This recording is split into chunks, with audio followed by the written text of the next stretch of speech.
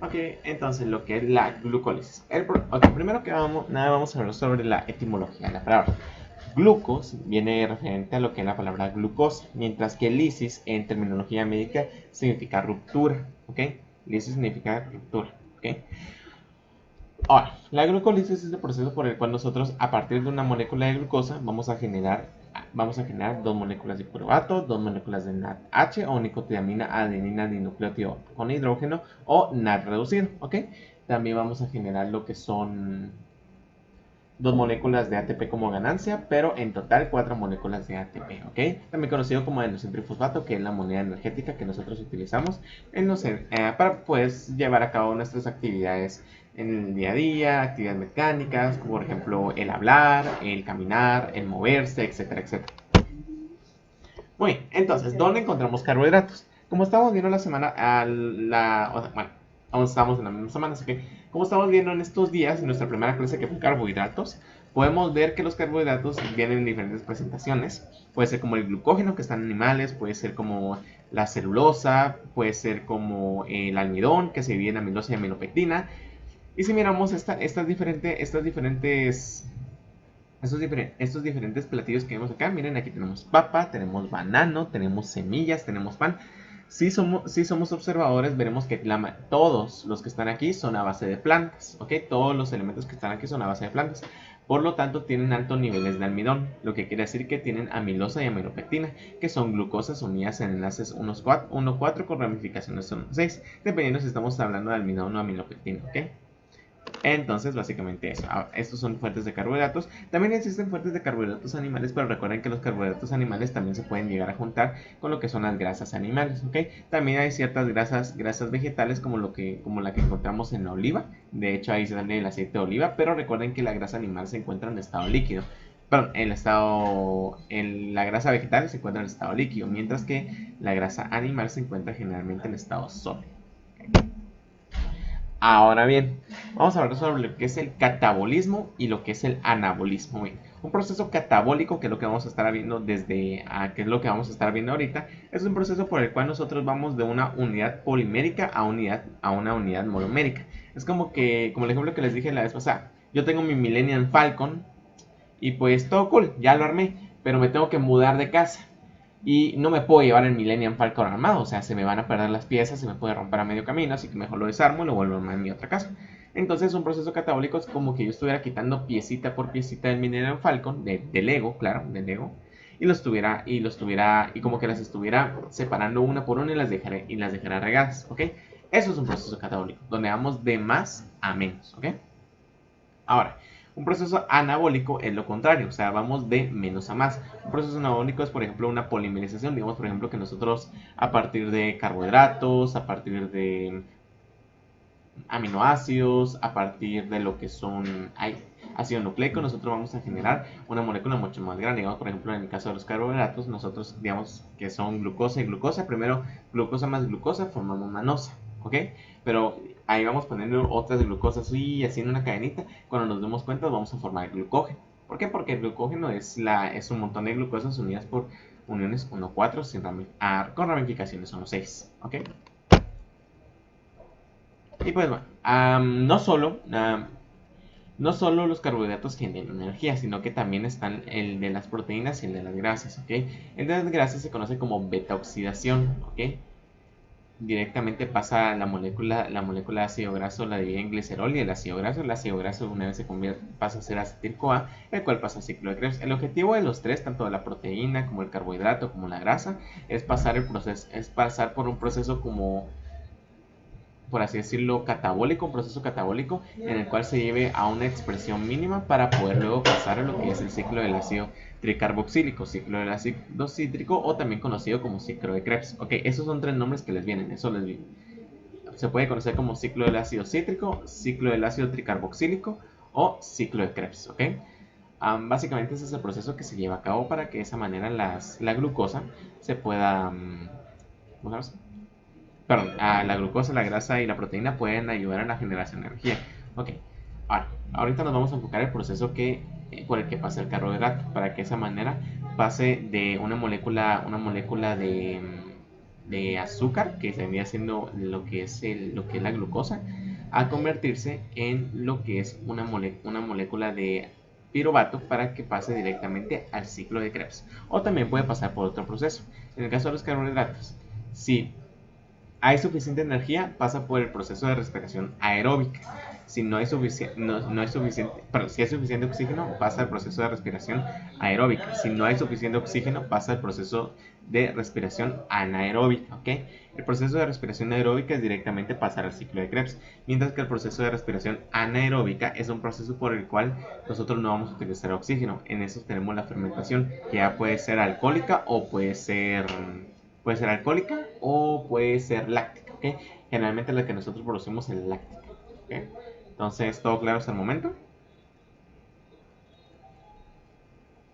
Sí.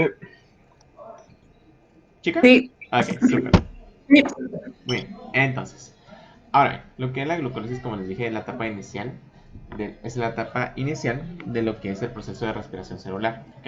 La respiración, bueno, tal cual es como una cadenita, ¿ok? Vamos a explicar esta cadenita de proceso de respiración celular. Digamos, por ejemplo, que nosotros ingerimos una comida X, o sea, ¿qué les puedo decir? Comimos un pedazo de pollo, ok. Ese pedazo de pollo va a tener una molécula de glucosa, va a tener moléculas de glucógeno. ¿Por qué? Porque recuerden que el glucógeno está en los animales, ¿ok? El glucógeno se va a dividir poco a poco y vamos a tener hasta el momento donde encontramos lo que es el disacario, que son dos sacarios unidos uno con otro. Entonces, en el caso del glucógeno, cuando formamos un disacario de base de glucógeno, nosotros vamos a ver que es manosa, ¿ok? Y la manosa se va a dividir en dos moléculas de glucosa gracias a una enzima que se conoce como la manasa, ¿ok? Para los disacáridos, cuando son divididos por las enzimas ácidas del estómago, las hidrolasas ácidas, el nombre que las divida es exactamente el mismo nombre que tiene el disacárido, pero en vez de sustituir la última letra por asa. Por ejemplo, la lactosa la divide en la lactasa, la sacarosa la sacarasa y la maltosa maltasa, ¿ok? Entonces luego llegamos al punto donde tenemos nuestra molécula de glucosa. Este es el primero. Primero pasamos por ese proceso catabólico, ¿ok? Luego, el proceso de respiración va a proseguir por lo que es la glucólisis, ¿ok? Luego seguimos con la glucólisis.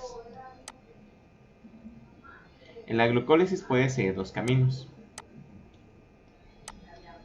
Directamente se va a fermentación o se va con el ciclo de Krebs. Si sigue el ciclo de Krebs, viene y se va directamente a lo que, bueno, primero que nada, no se va al ciclo de Krebs, sino que se va a la descarboxilación oxidativa, ¿ok?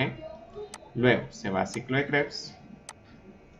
Posteriormente se va a la quimiosmosis, que se divide en dos partes. Lo que es la cadena de electrones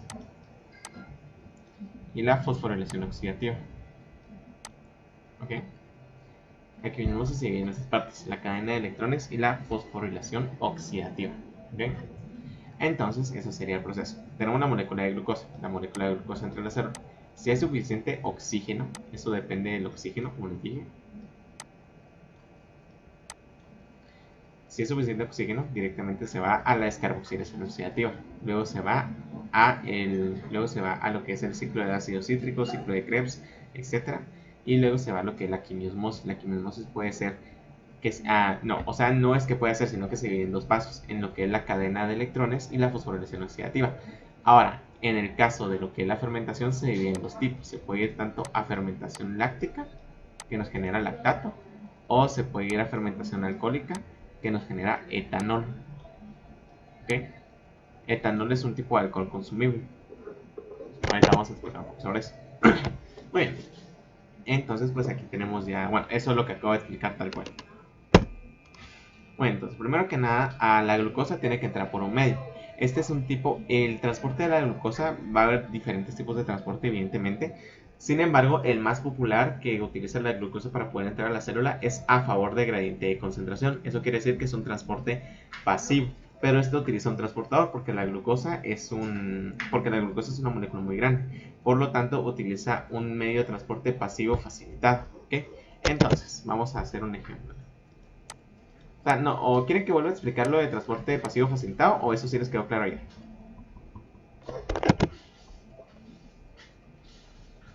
A mí me quedó claro. Ok, ¿tú, chico? A mí también. Bueno, entonces ¿También? aquí tenemos lo que es la lista de las GLUTs, ¿ok? Esas son las GLUTs, son los transportadores de glucosa a través de la membrana plasmática, ¿ok? Hay diferentes localizaciones dependiendo del tipo de GLUT. Digamos, por ejemplo, lo que es la GLUT4. La GLUT4 está en el corazón, en los músculos, en el tejido adiposo. Y hay ciertas GLUT que van a ser, que van a ser mediadas por insulina, ¿ok? Eso quiere decir que si hay insulina, se van a bloquear, ¿ok? Y si no hay insulina, se van a desbloquear. O hay unas que reaccionan con insulina y se abren, y cuando no hay insulina se cierran, ¿ok? Por eso es que la insulina ayuda a regular el nivel de azúcar en la sangre, porque cuando la insulina sale, entra o sale azúcar, ¿ok? Entra o ya no entra azúcar a las células, ¿ok? Ahora bien, digamos, por ejemplo, hay otra que es la del cerebro, que es la GLUT6, que esa no utiliza lo que es insulina, ya que como constantemente tienen que entrar a las células neuronales azúcar para poder llevar a cabo la sinapsis, no necesita un mediador tal cual, ¿ok? Y como les digo, siempre va a favor de gradiente de concentración. Y ustedes dirán, Luis, pero si constantemente está entrando glucosa a la célula, en algún momento lo que está en el exterior, o sea, en la sangre o en la matriz extracelular, no va a ser menor a lo que está dentro de la célula. Y es una pregunta bastante interesante. Sin embargo, lo que pasa es que aquí hay un mecanismo bastante bonito que a mí la verdad me encanta este mecanismo, porque lo que hace es que aquí vamos a dibujar nuestra membrana. Se mueve. Cuando entran un montón de glucosas, vamos a dibujarlas con puntitos, ¿ok?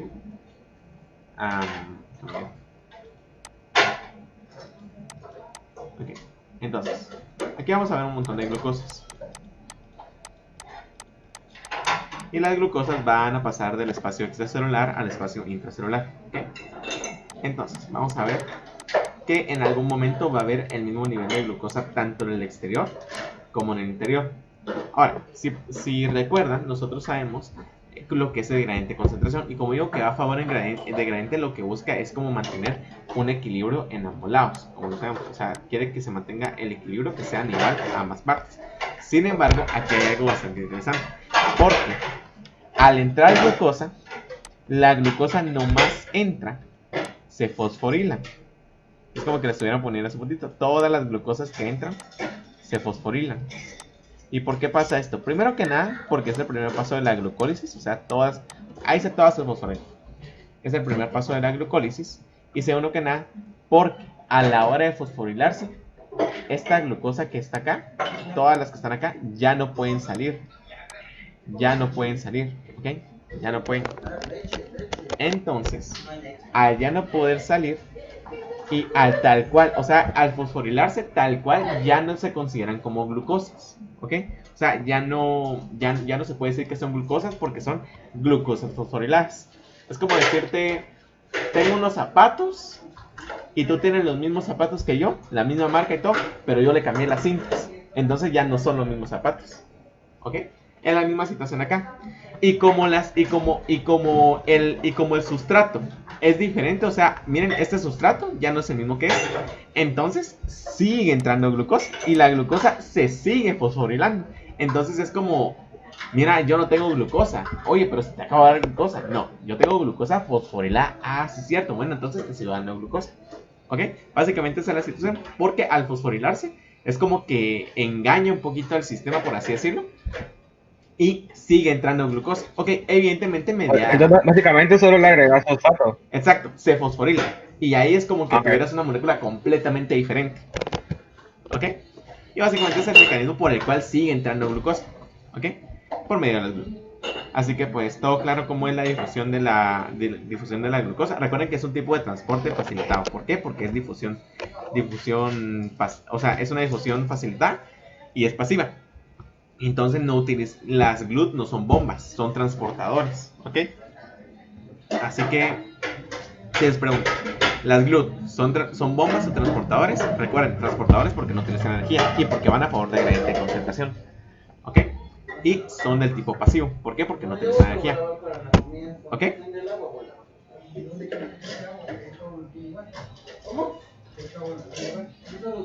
Muy bien.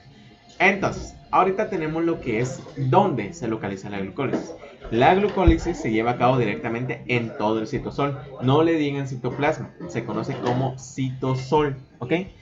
El citosol es donde se lleva a cabo lo que es todo este proceso, ¿ok? El citosol es donde se lleva a cabo todo este proceso. De ahí, la fermentación también se lleva a cabo en el citosol, ¿ok? Pero ya cuando estamos pasando al proceso, el proceso de oxidación completa, que es lo que es la descarboxilación oxidativa, el ciclo de Krebs, la quimiosmosis, se hace directamente en la mitocondria, ¿ok? Solo la glucólisis en el proceso de respiración completa sí se lleva a cabo en el citosol. Entonces, tal cual, ¿para qué sirve la glucólisis? Para que esa manera, ese como por así decirlo, el primer paso para lo que es la generación de energía, lo que es generación de ATP. Evidentemente la glucólisis sí genera energía. Sin embargo, es como decir, puedo generar más energía a partir de lo que ya hice, ¿okay? Básicamente ese es el proceso. ¿En qué difiere el proceso de respiración completa del proceso de respiración incompleta? En el caso ¿en qué difiere cuando la glucólisis se va directamente al ciclo de Krebs a cuando se va a fermentación? La diferencia entre ambos, primero que nada, es el oxígeno, ¿ok? Mientras que el que se va al ciclo de Krebs es un proceso aeróbico, o sea, que utiliza oxígeno, perdón.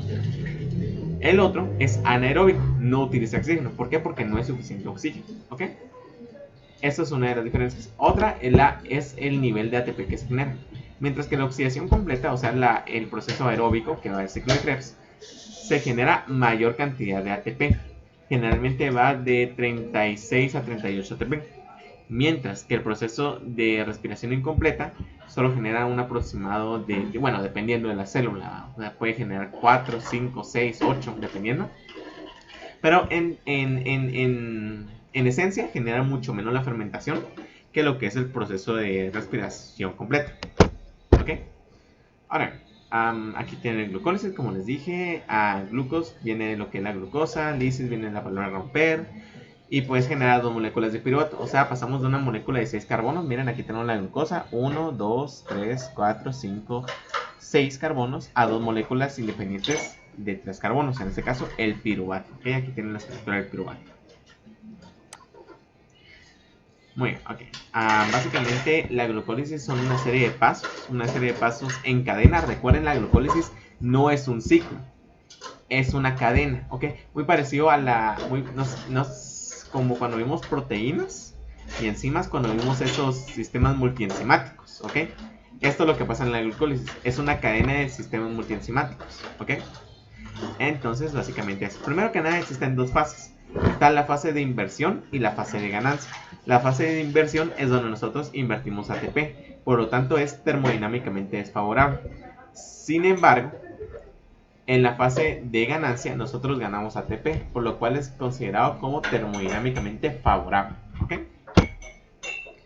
Y aquí tenemos la primera fase, que es la de inversión de ATP, ¿ok? Aquí es donde invertimos 2 ATP. En la fase de inversión invertimos 2 ATP, ¿ok? Ahora bien, aquí tenemos el ATP, o conocido también como adenosintrifosfato. El adenosintrifosfato es un nucleótido, o sea, es un nucleótido como el que vimos la vez pasada, pero en vez de tener un grupo fosfato, tenemos 3 grupos fosfato, ¿ok? Si se dan cuenta, miren, exactamente igual al nucleótido, pero ahora tenemos 3 grupos fosfato.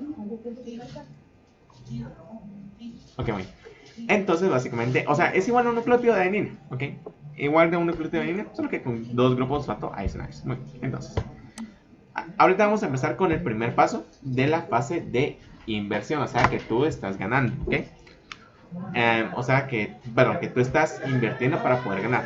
Primero que nada, vamos a pasar por una enzima que se conoce como exoquinasa. Hay diferentes tipos de exoquinasa. Existen en total 4 tipos de exoquinasa. La exoquinasa 1, 2 y 3. Sin embargo, la cuarta, la exoquinasa 4, se le conoce como glucoquinasa. Y la glucoquinasa solo se encuentra en células betas del páncreas y hepatocitos, ¿ok? Hepatocitos, si no saben qué significa, hepato viene de hígado. Entonces un hepatocito vendría siendo una célula del hígado, ¿ok? Entonces, para que nos quede, células betas de páncreas y los hepatocitos utilizan la glucoquinasa, o sea, la exoquinasa 4, y las otras 3 están distribuidas en el resto de las células, ¿ok? ¿Cómo se escribe? No se escribe en biología. Si mencionan un número, no se escribe con números arábicos, o sea, el 1 convencional, el 1 como el que vemos acá, sino que se escribe con números romanos, ¿ok? Así que pues a la hora de escribir siempre escribiendo con números romanos. Muy bien. Entonces, primero que nada, aquí pasamos de la glucosa a glucosa 6-fosfato. ¿Por qué? Porque venimos y a partir de una molécula de ATP sacamos ADP e hidrógeno, ¿ok? Como le vemos acá. Sacamos ADP e hidrógeno. Y de esa manera, el grupo fosfato, que miren, aquí está, es como que le hubiéramos quitado un grupo fosfato. El grupo fosfato se impregna al carbono 6, por lo cual se conoce glucosa 6-fosfato, ¿ok? Entonces, esta es una reacción de una transferasa, ¿ok? Porque si recuerdan, las transferasas transfieren grupos funcionales. Y ahorita acabamos de transferir un grupo funcional del tipo fosfato. Ahora bien, ahora vamos a hablar sobre la isomerización. Esta es una reacción de una isomerasa, ¿ok? Entonces, lo que pasa es que nosotros convertimos nuestra glucosa 6-fosfato en una fructosa 6-fosfato, ¿ok? Gracias a la fosfoglucosa isomerasa, ¿ok? Esta es una reacción de isomerización. Como les dije, la isomerización es un proceso por el cual nosotros venimos. Ahorita vamos a hablar todo esto. Ok. La isomerización es un proceso por el cual, digamos, tenemos una estructura. Vamos a hacer una glucosa, por ejemplo. Tenemos aquí una glucosa y vamos a hacer otro tipo de isomerización. No vamos a hacer la misma, la que se ve en la diapositiva, sino que la... Y aquí tenemos como que la otra glucosa. Okay, otra glucosa. Entonces, vemos por ejemplo que nosotros tenemos la distribución de la glucosa. Como recuerdan, está la alfa y la beta. Cuando está para abajo es alfa, cuando está para arriba es beta. Entonces, esta va a ser de una forma, ¿ok? ¿Se dan cuenta? Ok. Entonces, una isomerización es solo venir y cambiar la orientación solo de uno de los palitos, o sea, solo la orientación de uno. O sea, los palitos estos van a representar hidroxilos, ¿ok? ¿Ok? Y evidentemente si hay un hidroxilo arriba, va a haber un hidrógeno abajo, así que no lo voy a bajar. Entonces, pues aquí tenemos, o sea, la distribución, ¿ok? Y en este caso recuerden que este siempre va a ser un carbono porque este último siempre representa un carbono. Entonces básicamente esa es la isomerización, ¿ok? Es lo mismo que pasa con este proceso que estábamos viendo, que es con la fructosa, ¿ok? Que la fructosa, que esta fosfofructosa isomerasa, viene y cambia la distribución tal de la glucosa. O sea, evidentemente ambas siguen siendo exosas, porque si se dan cuenta, miren la composición de la fructosa, miren. El carbono 1 ya no está incorporado a la cadena, sino que lo único que hizo es que lo separó de la cadena y lo volvió un bracito, ¿ok? Entonces lo único que hizo fue cambiar la ordenanza en la cual estaba la otra molécula. Eso es una molécula, esa es una reacción de isomerización. Y por eso pasa de glucosa 6-fosfato a fructosa 6-fosfato, ¿ok? Otra cosa que se me olvidó mencionar, ese es el primer paso que les comentaba, que cuando nosotros cabal entra la glucosa, se fosforila y de esa manera empieza la glucólisis y ya no se detecta como glucosa, ¿ok? Entonces, todo claro hasta el momento con estos dos pasos, los dos primeros pasos de la inversión. Yo sí. ¿Tú, chico? Sí, está todo bien. Muy bien, ahora, un chivo que toda la vida me sirvió y que pues muchas personas como que lo pasan por alto, es esto. Toda la vida que miren una quinasa con K o quinasa con Q, ahí hay reacción de fosfato. Ese es como un gran chivo que les viene. Aquí dice exoquinasa, pero vamos a ver la fosfoquinasa. Esa la vamos a ver ahorita en los siguientes pasos, pero siempre que haya quinasa es porque hay reacción con fósforo. Así que úsenla como chivo, esa va a ser su Biblia, porque esa le sirve mucho a la hora de tener que responder. O sea, si dice, ¿cuál es la que fosforila? Y les vienen un montón de enzimas, la quinasa la que fosforila. Y también desfosforila. Así que tengan eso en mente. Si hay quinasa, fijo, hay una reacción con fósforo. Entonces luego tenemos lo que es la fosforilación de la fructosa 6-fosfato. Ok, aquí también tenemos otra que transfiere grupos funcionales, entonces es una transferasa. Ok, aquí participa lo que es la fosfofructosa quinasa. Miren, aquí hay otra quinasa, la fosfofructosa quinasa o la PFK1. Ok, la cual va a trasladar va a utilizar un ATP y uno de los grupos fosfato de nuestro ATP va a pasar directamente a nuestro carbono 1 y va a pasar de ser ATP a convertirse ADP y también va a soltar un hidrógeno porque el hidrógeno que se salió le va a dar lugar al grupo fosfato que está entrando ahorita. ¿Ok? Básicamente ese sería el tercer paso y esta sería la segunda inversión. Si nos damos cuenta ya estamos invirtiendo 2 moléculas de ATP. Ahora bien, viene lo que es la fragmentación de la fragmentación en 2 triosas fosfato. Esa es gracias a la aldolasa, ¿ok? La aldolasa viene y separa separa, por así decirlo, a la mitad las dos moléculas, ¿ok? Convirtiendo una en dihidroxicetona fosfato y otra en gliceraldehído 3-fosfato, ¿ok? Cada una con su respectivo fosfato. ¿Ok? El gliceraldehído fosfato tiene su fosfato en el carbono 3, en el carbono 1, perdón, mientras que el gliceraldehído 3-fosfato, como dice su nombre, lo tiene en el carbono 3, ¿ok? Básicamente esto lo único que hace es romper la cadena a la mitad, ¿ok? Y cada una de las moléculas que quedaron, o sea, las moléculas de 3 carbonos que quedaron, van a tener su respectivo grupo fosfato, ¿ok? Y estas dos moléculas van a ser las bases para poder empezar a sintetizar nuestra molécula de piruvato. ¿Ok? Entonces, recuerden, esa es la aldolasa, no se les va a olvidar. Ahora seguimos con lo que es el proceso por el cual nosotros la única molécula que vamos a utilizar es el gliceraldehído 3-fosfato, ¿ok? Porque es la única que nos sirve. Ahora, el proceso que hacemos aquí es igual una isomerización.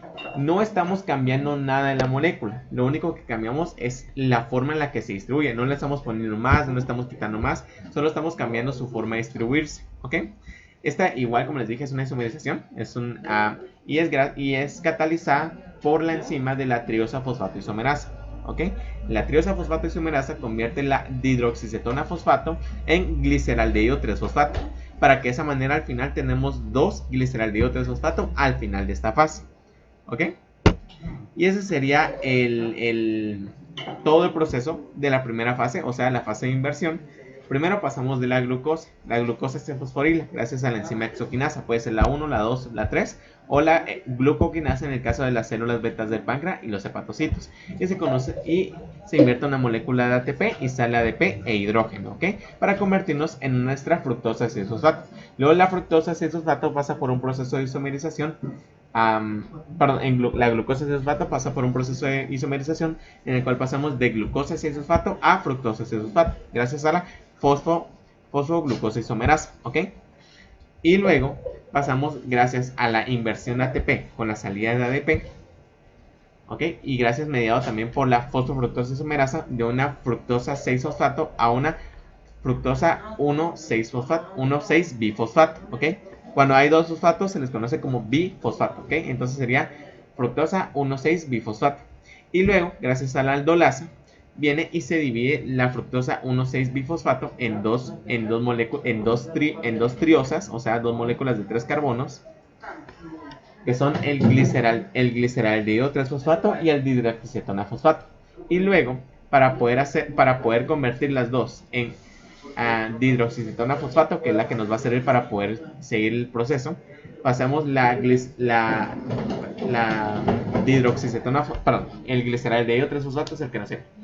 La dihidroxicetona fosfato viene y se convierte en gliceraldehído 3-fosfato gracias a una fosfotriosa isomerasa. Ok, entonces básicamente sería el primer proceso, el proceso de inversión, para que de esa manera podamos empezar ya ahorita con la fase de ganancia. Ok, entonces todo claro hasta el momento.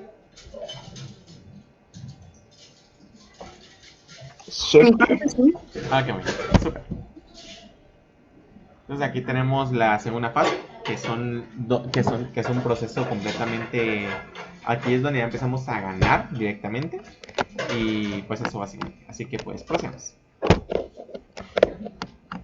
El primer paso que nosotros generamos ahorita, todo proceso que nosotros hagamos, ustedes multiplíquenlo por 2. Yo lo voy a hacer individual para no tener que decir 2 a cada rato. Así que ustedes solo vienen y dicen que ustedes todo proceso que hagamos ahorita lo multiplican por 2, porque como tenemos 2 gliceraldehído 3-fosfato, solo multiplíquenlo por 2. Primero que nada, nosotros vamos a utilizar lo que es la gliceraldehído 3-fosfato deshidrogenasa. La gliceraldehído 3-fosfato deshidrogenasa va a quitar de nuestro primer carbono un hidrógeno y lo va a reemplazar por un grupo fosfato para así tener dos fosfatos en la misma molécula, ¿ok? Convirtiéndola en una 3-bifosfato glicerato. Pero el hidrógeno que queda flotando, el que sale, se aprovecha y lo utiliza en NAD para pasar de NAD a NAD reducido o NADH. Recuerden que cuando nosotros estamos hablando de oxidación y reducción, en el caso del hidrógeno, mientras más hidrógenos pongas, más reducido va a estar, y mientras más hidrógenos quites, más oxidado va a estar. Ok, entonces ese sería el primer proceso. Ok, ahora bien, otra cosa es que cuando nosotros generamos a NADH o nicotinamina adenina dinucleótido H, vamos a estar generando 3 ATP potenciales. No son tal cual ATP, sino que son 3 ATP que se pueden generar directamente en la quimiosmosis, ¿ok? O sea, esto es como decir, tengo un juguete que si lo vendo puede generarme hasta 3 quetzales, ¿ok? Básicamente esa es la misma metodología que utiliza esto. Que el NAD es como que tú tuvieras un billete de lotería que vale $3, ¿ok? Muy bien, entonces es el primer proceso que damos. Luego, cuando tenemos el 1,3-bifosfoglicerato, pasa a 3-fosfoglicerato, gracias a lo que es la enzima fosfoglicerato quinasa. ¿Recuerdan que les dije el chivo de la quinasa? Miren, aquí la quinasa vuelve a aparecer y tiene interacción en el grupo fosfato. Entonces, la fosfoglicerato quinasa lo único que hace es quitarle el grupo fosfato que se le había agregado anteriormente a nuestro... ¿Cómo se llama? A nuestro bifosfoglicerato y lo incorpora a un ADP para que de esa manera se sintetice ATP. Otra cosa es que para esta reacción hay otro catalizador además de la fosfoglicerato quinasa, que es el magnesio 2+, que sería un ion de magnesio que perdió 2 electrones, ¿ok? Luego tenemos el siguiente proceso, que ahorita solo es una mutación, ¿ok? Es una mutasa. Básicamente es lo mismo que una isomerización, ¿ok? Y es mediada por la fosfoglicerato mutasa, que lo único que hace es cambiar el grupo fosfato del carbono 3 al carbono 2. Como recuerden que ya perdimos uno, ya no se conoce como bifosfoglicerato, sino que simplemente se va a conocer como fosfoglicerato.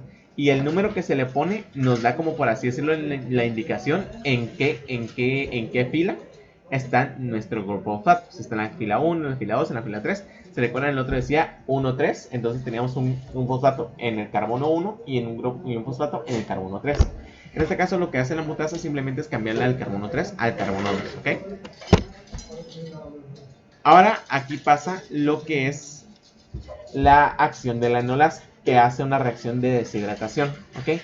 No hay cambio tal cual, lo único que quita es una molécula de hidroxilo del carbono 3 y una molécula y un átomo de hidrógeno del carbono 2, generando una molécula de agua. Eso se conoce como deshidratación, cuando tú al generar una reacción sacas agua en una molécula. ¿Por qué? Porque le estás quitando agua tal cual. Igual, aparte de la enolasa necesita otro catalizador, pero este es un catalizador inorgánico, en el cual utilizamos otra vez lo que es el magnesio 2 positivo. ¿Okay? Ahora bien, lo que tenemos después de esta reacción se conoce como fosfoenolpiruvato, ¿ok? Y como les dije, al sacar una molécula de agua, nuestro residuo sería fosfoenolpiruvato y H2O. Ahora bien, el siguiente proceso es gracias a la fosfoenolpiruvato, que va a pasar a convertirse en piruvato, que es ya la última molécula que nosotros tenemos que generar. Y si se dan cuenta, ahorita utilizamos otra quinasa. Miren, la piruvato quinasa. Entonces, la piruvato quinasa va a utilizar como mediador un ADP para poder sintetizar ATP, ¿ok? Utilizamos un mediador de ADP para sintetizar ATP. ¿Por qué? Porque le vamos a quitar este grupo fosfato, ¿ok? Este grupo fosfato se lo quitamos, se genera ATP. Igual utilizamos ya sea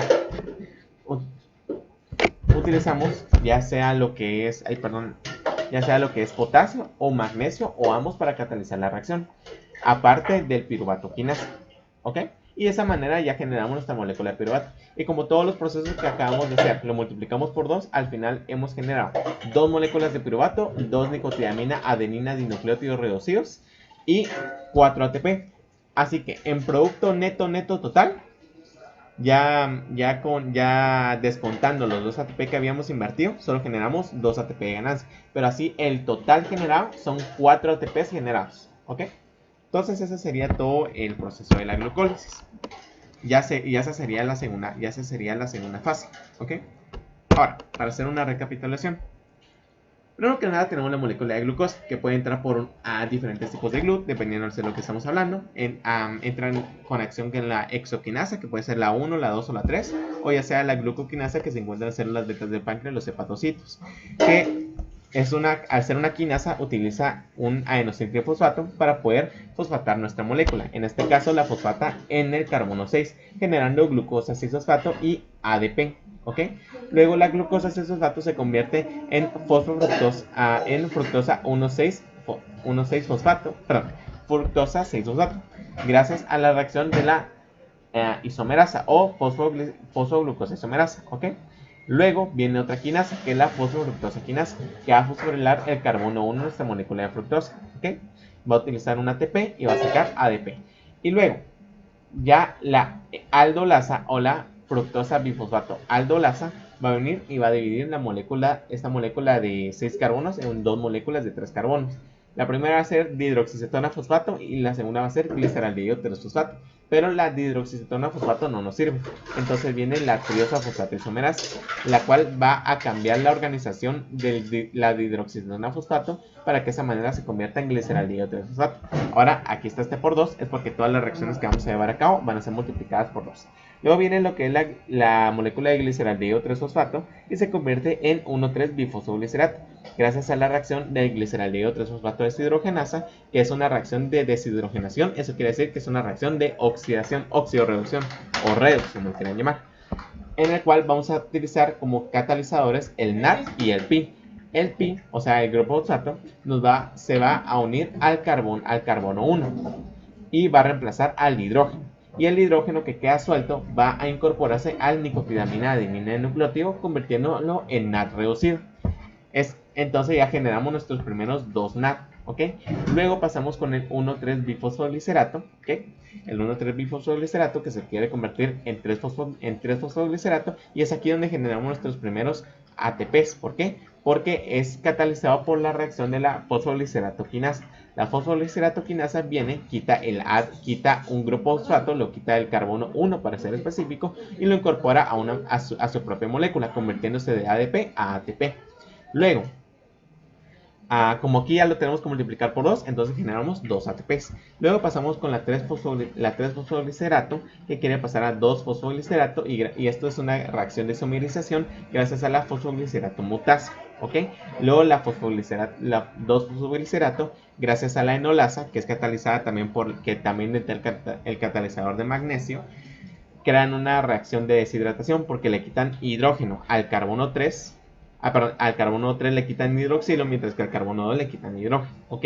Y de esa manera se forma el fosfoenolpiruvato. Y luego, por último, también conocido como PEP. Y luego, por último, viene la piruvatoquinasa. La piruvatoquinasa utiliza la misma reacción, utilizando lo que es el ADP para generar ATP. Le quita el grupo fosfato a nuestro carbono 2 y generar lo que es nuestra molécula de piruvato que tanto habíamos anhelado tener.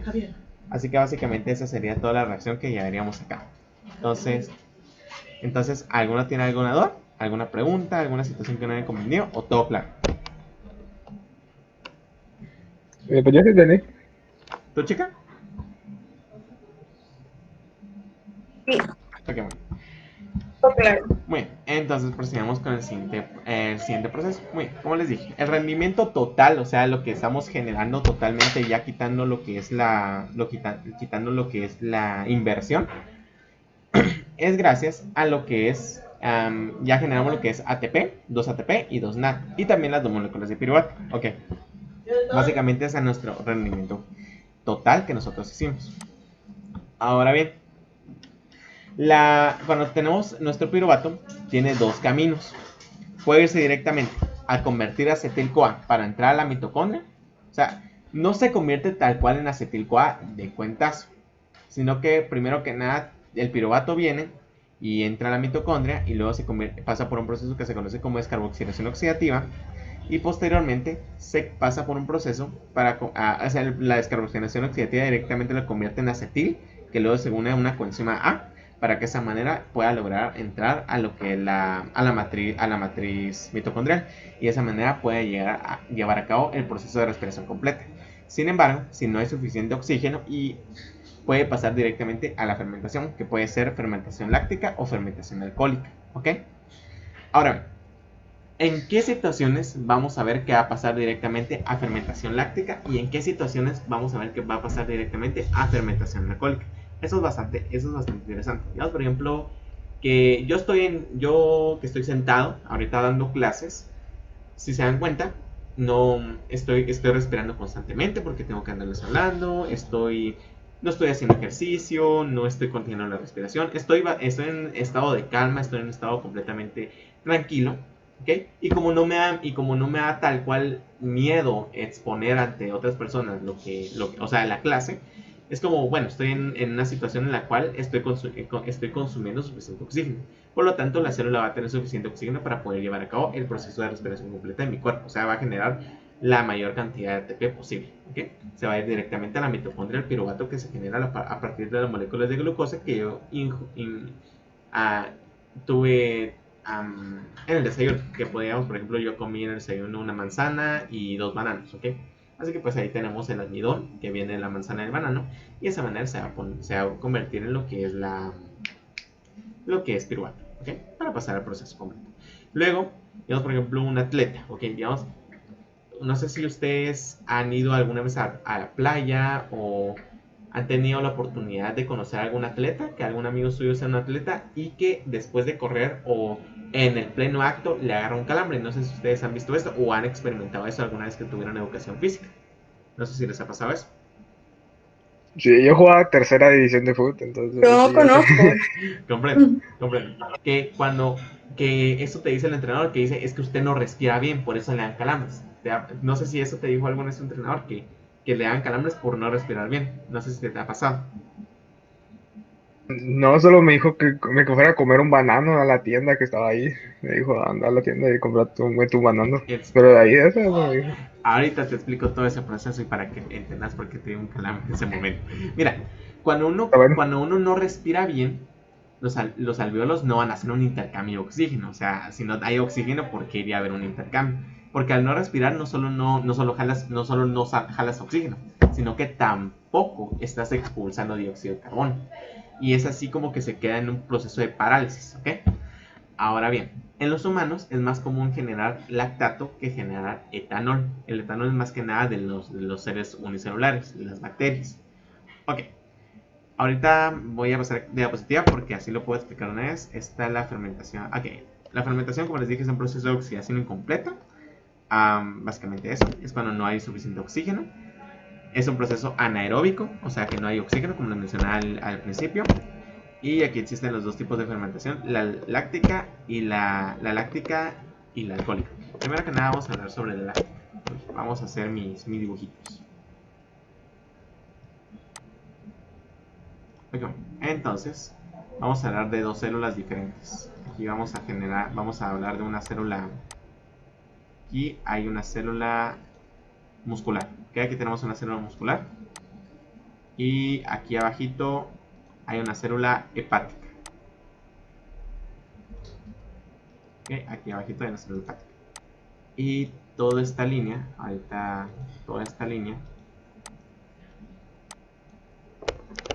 a hacerlo más grande. Toda esta línea va a ser el torrente sanguíneo, ¿ok? Entonces vamos a diferenciar ambas células por el color. La célula muscular va a ser de este color, va a ser de este color, y la célula hepática va a ser de este color. Entonces, primero que nada, la glucosa, vamos a hacer nuestra molécula de glucosa, entra y pasa por todo el proceso. Y vamos a generar nuestras dos moléculas de piruvato. ¿Okay? Las dos moléculas de piruvato van a ser representadas con estas líneas negras. ¿Okay? Aquí tenemos nuestras dos moléculas de piruvato. Ya pasó por la glucólisis. No hay suficiente oxígeno. Porque digamos, por ejemplo, que estás corriendo y estás adquiriendo muy poco oxígeno. Y luego, la glucosa va a pasar por un proceso que se conoce como fermentación láctica, en el cual vamos a utilizar una enzima que se conoce como lactato deshidrogenasa. ¿Okay? Lactato deshidrogenasa. ¿Okay? Y a partir de dos moléculas de piruvato, vamos a generar dos moléculas de lactato, que van a ser estos circulitos. Estas dos moléculas de lactato van a irse directamente al torrente sanguíneo. Y en el torrente sanguíneo se van a ir a una célula hepática. ¿Okay? En esta célula hepática, nuestras dos moléculas de lactato van a utilizar, o sea, ahí ya se terminó la fermentación láctica, ¿ok? Pero ahorita vamos a hablar un poquito sobre la glucogénesis. Bueno, entonces estas dos moléculas de lactato vienen y gracias a la misma enzima, la lactato deshidrogenasa en la célula hepática, se convierten en dos moléculas de piruvato, ¿ok? Y luego, las dos moléculas de piruvato, gracias a diferentes enzimas y la inversión de 6 ATPs, o sea, 6 adenosintrifosfato, pasan de ser dos moléculas de piruvato a ser nuevamente dos moléculas de glucosa. Hacer una molécula de glucosa. Esta molécula de glucosa vuelve a salir de la célula hepática y se dirige otra vez a esa célula para poder volver a repetir el ciclo. Si ya no se vuelve a utilizar esta glucosa pasa directamente a polimerizarse. O sea, pasa a convertirse de glucosa a maltosa. Y cuando pasa de maltosa, después de maltosa se convierte en lo que es glucógeno. Y el glucógeno es la forma de almacenar lo que es las moléculas de glucosa. ¿Ok? Si ya no se utiliza mucho tiempo. Si se sigue utilizando, vuelve por el proceso. Ahora, cuando se acumula mucho lactato, el lactato entorpece a las fibras musculares, los cuales las saca al hambre. Y por eso surgen los calambres, cuando hay una gran acumulación de lactato en los músculos. ¿Ok? Por eso hay que respirar bien a la hora de que nosotros hacemos ejercicio. Porque si no podríamos sufrir un calambre por acumulación de lactato. ¿Ok? ¿Ambos claros? Sí. Oye, está un poco Sí, más. sí. Ok, super. Procedamos con lo que es la fermentación alcohólica. O sea, esa fue toda la fermentación láctica. Muy bien, está la fermentación alcohólica. La fermentación alcohólica es un proceso anaeróbico de la misma manera. Es particular de los seres unicelulares, como lo que son las bacterias, algunas levaduras, etc. Entonces, por ejemplo, no sé si ustedes oyeron o sea, ¿qué es las cosas que dicen los abuelitos o las mamás? Que en las cárceles utilizan lo que son jocotes y los meten así como que abajo de sus camas en pequeñas ollitas y los dejan ahí meses hasta que en algún momento empiezan a generar alcohol, o sea, se fermentan, ¿ok? O no sé si alguna de ustedes, alguna su abuelita, pone aún lo que es, eso es mucho de los abuelitos que ponen una piña en un bote y esperan ahí, y la dejan ahí durante semanas, y cuando la sacan tiene un olor fuerte como que fuera, como le decimos aquí en Guatemala, como que fuera guaro, como que fuera un alcohol muy fuerte. No sé si les ha pasado. No, pero eso sí me lo sé, que se fermenta la fruta. Exacto. Ok, muy bien. Hay una bebida mexicana que se conoce como tepache que utiliza el mismo mecanismo. También tenemos lo que es Ay, se fue el nombre, está el vino. El vino que utiliza el mismo mecanismo que fermenta lo que son las uvas. Y por eso, antiguamente las personas que tenían hongos en los pies, o sea, tenían hongos, eran las más aptas a la hora de hacer vino. Porque a la hora de hacer vino, cuando ellos aplastaban las uvas con sus pies, o sea, los hongos se incorporaban a las uvas y de esa manera podían hacer fermentación, ¿ok? O sea, podían generar alcohol. en las uvas. Por eso, por eso es que antes se utilizaban los pies para poder presionar las uvas. Evidentemente se sigue utilizando en Sicilia. Hay comunidades que aún se dedican a eso, a hacer este vino artesanal. Sin embargo, pues ahora es más común utilizar diferentes procesadoras, otro tipo de hongos que realicen esta labor, algunas levaduras, etc. ¿Ok? Muy bien. El proceso es el mismo. Generamos glucosa, pasa a piruvato. El piruvato, en vez de, ok, aquí está el proceso de hecho, creo que está en diapositiva. Okay. No, ahí está. Muy bien, aquí está. Ok, no está. Muy bien, entonces, el piruvato pasa a lo que es el acetaldehído. Y el acetaldehído pasa después a etanol. ¿Ok?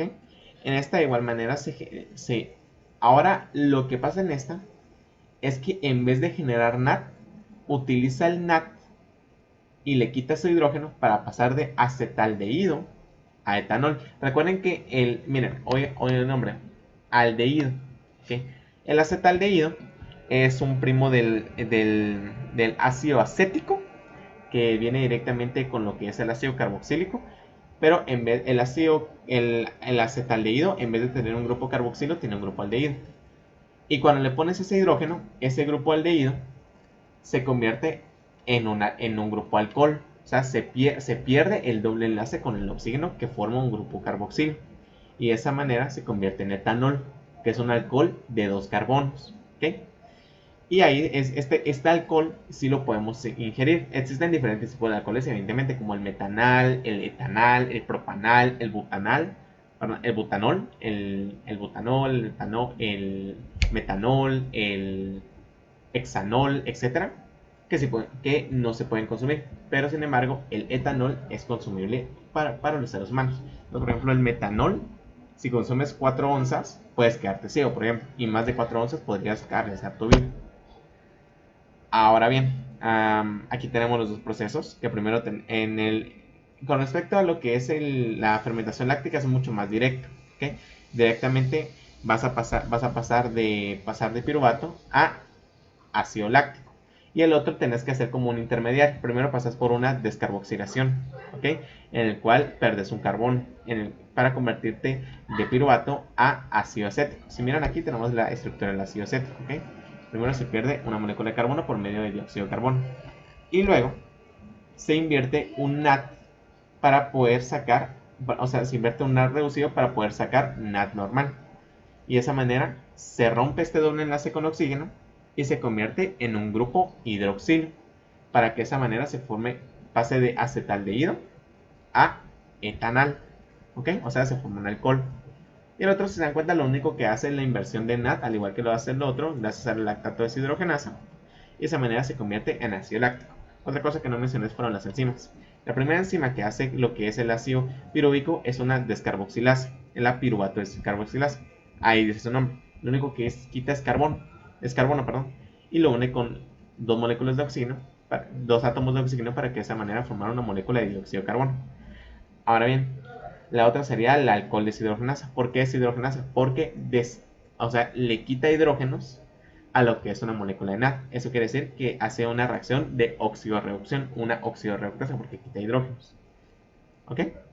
Y convierte la molécula de acetaldehído en etanol. ¿Ok?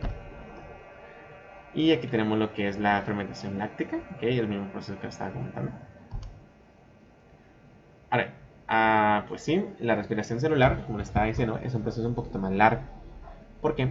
Porque pasamos de la molécula de glucosa directamente a lo que es el ciclo de Krebs. ¿Okay? Obviamente hay un intermediario, que es lo que es la descarboxilación oxidativa. ¿Por qué pasa la descarboxilación oxidativa? Porque, como les comenté, la membrana plasmática de la mitocondria es mucho más selectiva. ¿Por qué? Porque tiene más proteínas. ¿Okay? Por lo tanto, no va a dejar entrar cualquier cosa. Ahora, primero que nada, en la descarboxilación oxidativa, lo que pasa es que nuestra molécula de piruvato va a perder otro carbono. O sea, va a pasar de una molécula de 3 carbonos a una molécula de 2 carbonos. Luego se va a hidrogenizar, o sea que le van a agregar hidrógenos. Y por último, ya este sería el proceso para que pase de piruvato a acetil. Luego el acetil se va a unir con una coenzima del tipo A, que es como decir el pase VIP, por así decirlo. Y luego Eso es así como se conoce como acetil-CoA. Y el acetil-CoA pasa a la membrana plasmática sin problema y directamente a lo que es el ciclo de Krebs. ¿Ok? Pasa por el ciclo de Krebs, que ese es el proceso de respiración completa.